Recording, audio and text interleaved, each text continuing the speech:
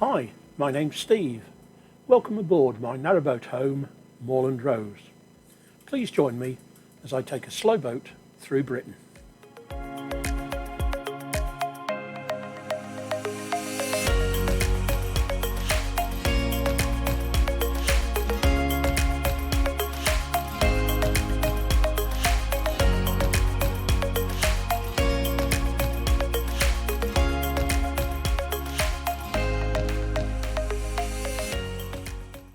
Having stopped in last week's vlog after Lock 5 on the Atherstone flight to visit the local supermarket, it is a little noisy being so close to the main road bridge. Time to carry on down the flight.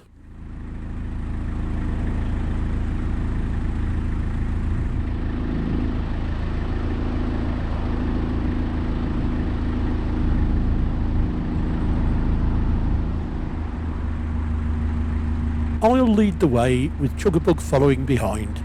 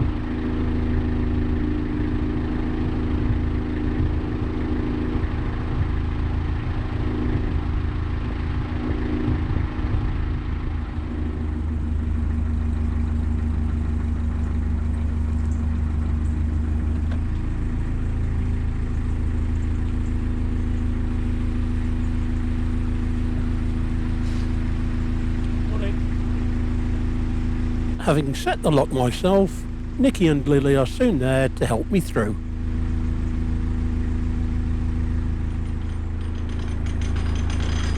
It looks like Lily is fully motivated this morning.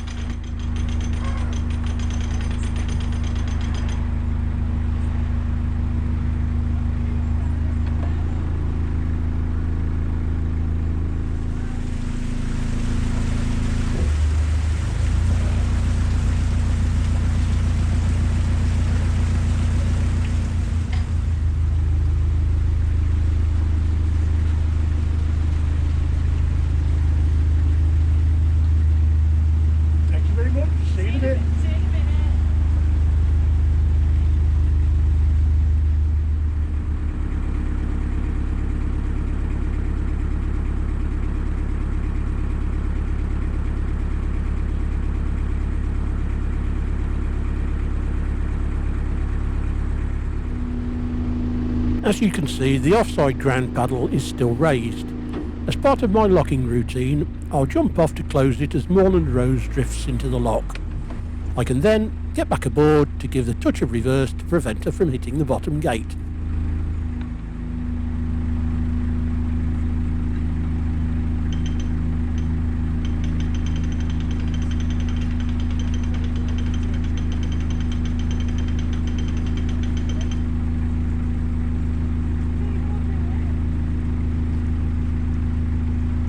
Having started locking myself through, Nikki and Lily join me to complete the task.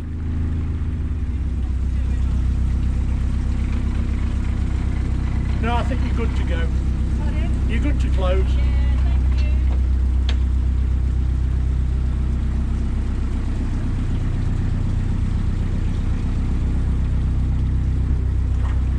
See you in a minute. Yeah, see you at the next one.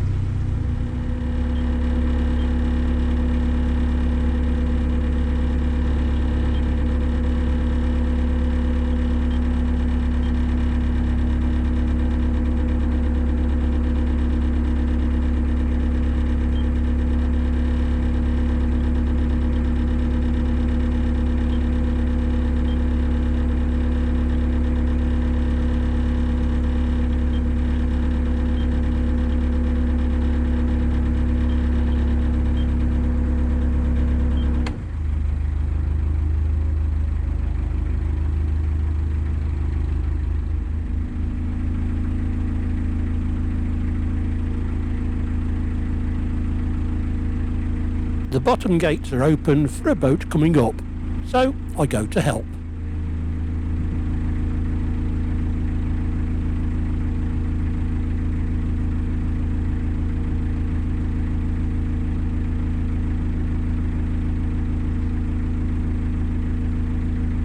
The guy coming up is also a solo boater, so I work the lock while he stays aboard. It saves him having to climb the lock ladder.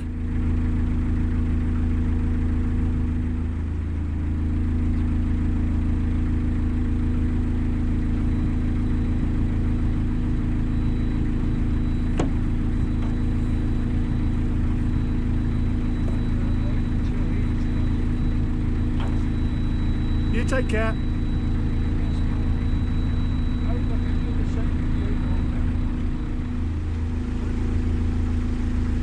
Many of the locks on the Atherstone flight have these side ponds.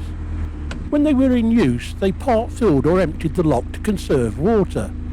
Maybe given this last summer, we should all learn to how to use them again.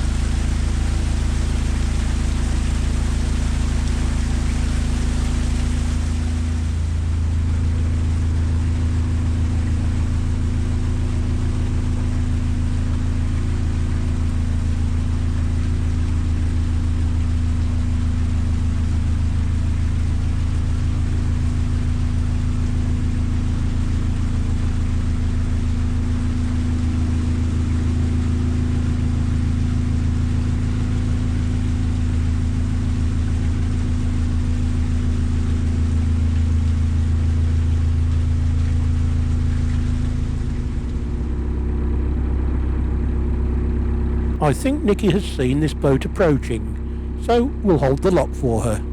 I may have to work myself through the next lock. At least it should be set in my favour.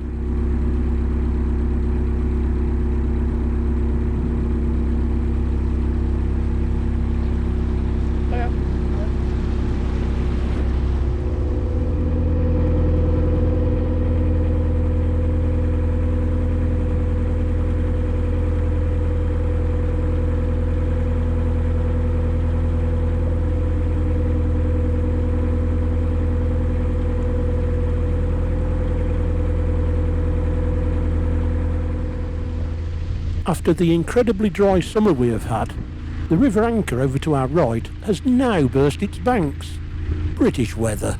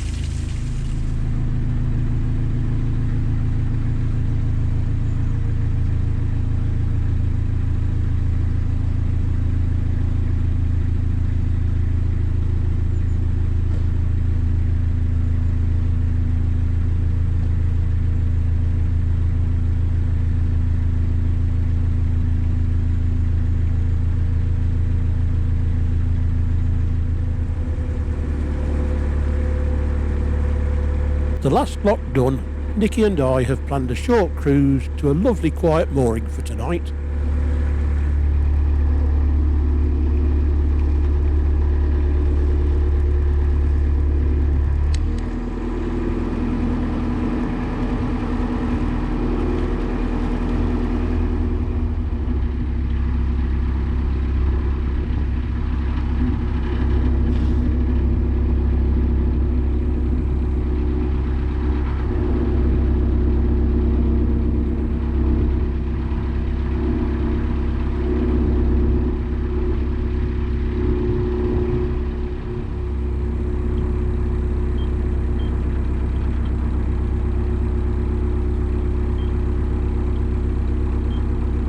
Chugabug will be stopping at the water point here, but I'll carry on to our mooring.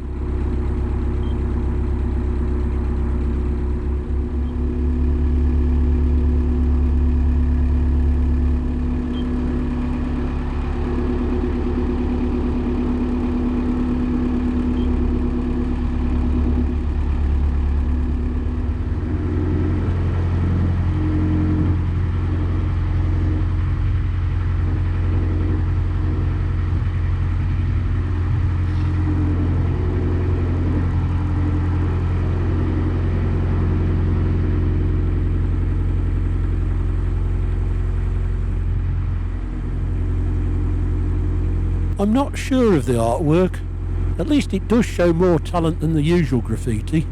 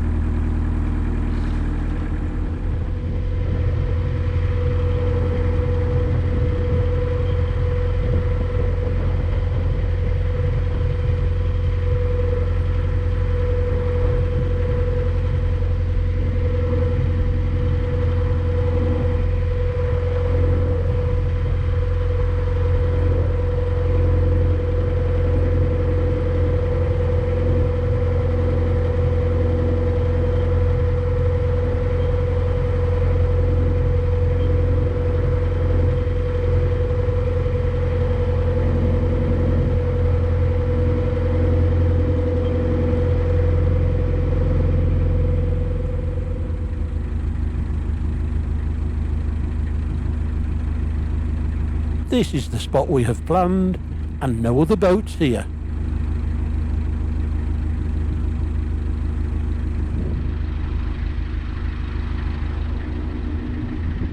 I'll get the kettle on and wait for Chugs to catch up.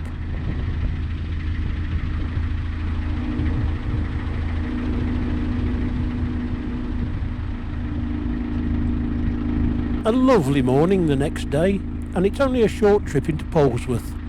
There's a local butcher there who's worth visiting.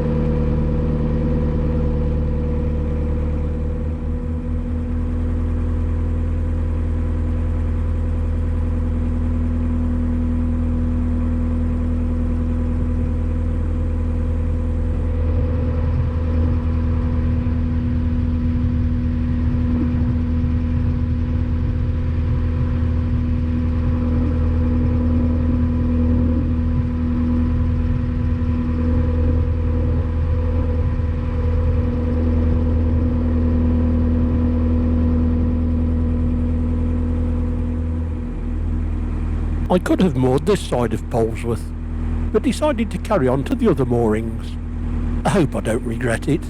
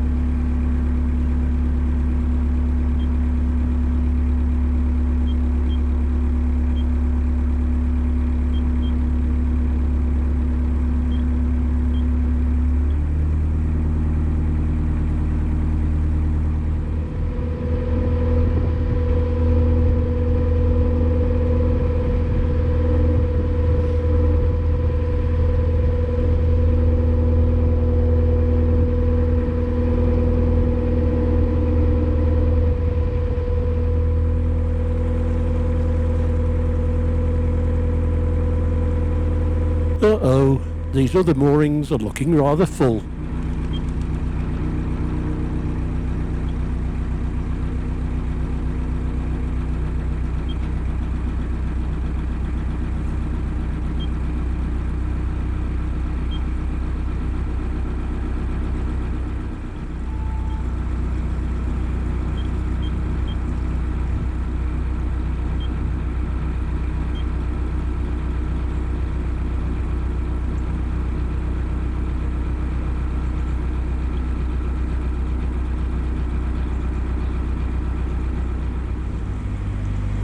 I can just fit Moorland Rose in here.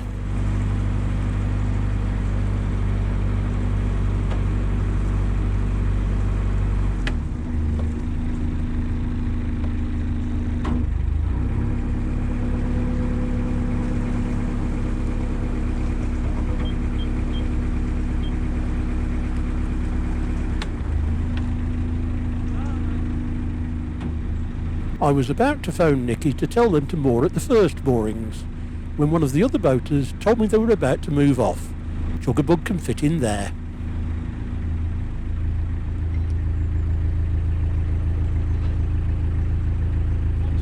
With some quality meat from the butchers, Gary leads our short hop today to a mooring in the woods.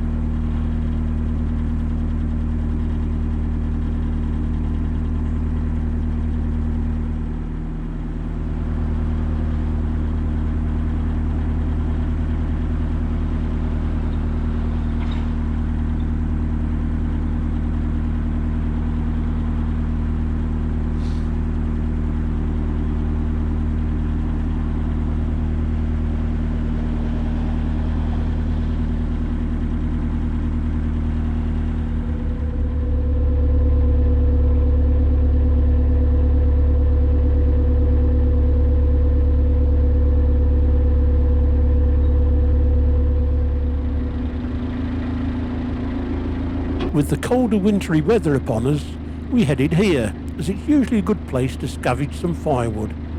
Only what has fallen, we don't go chopping trees down.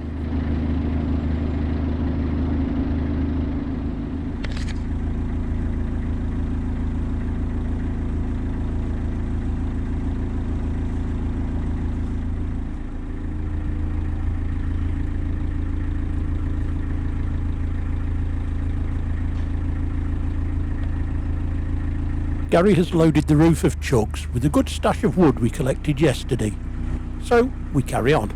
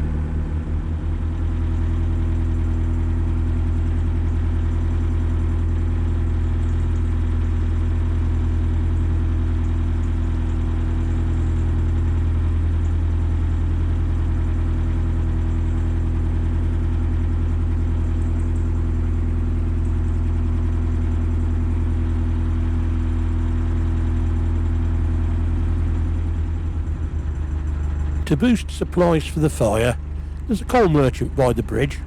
I'll stop and pick up a couple of bags of smokeless coal. Not as cheap as scavenged wood, but hey-ho. That's the coal loaded.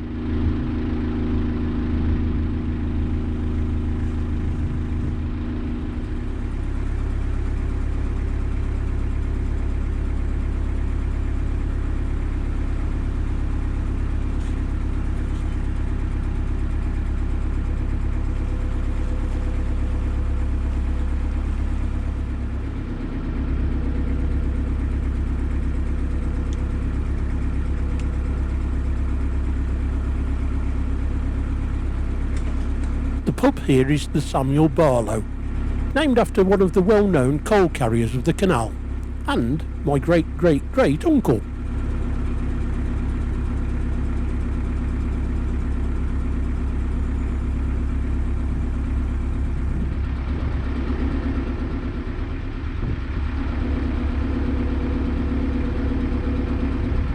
The large marina here is fairly new, being built on the site of the old Tamworth Colliery. The original basin is through that low bridge to starboard.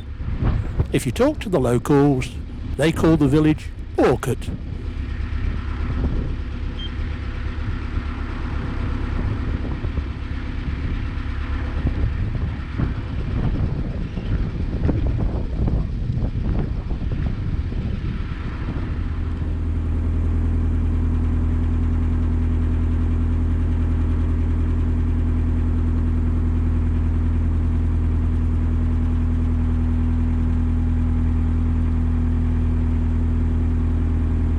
The brickwork is the remains of an old bridge, which carried a tramway from Amington Mine to a loading wharf beside the canal. If you care to go hunting through the undergrowth, you can still see the remains of the wharf.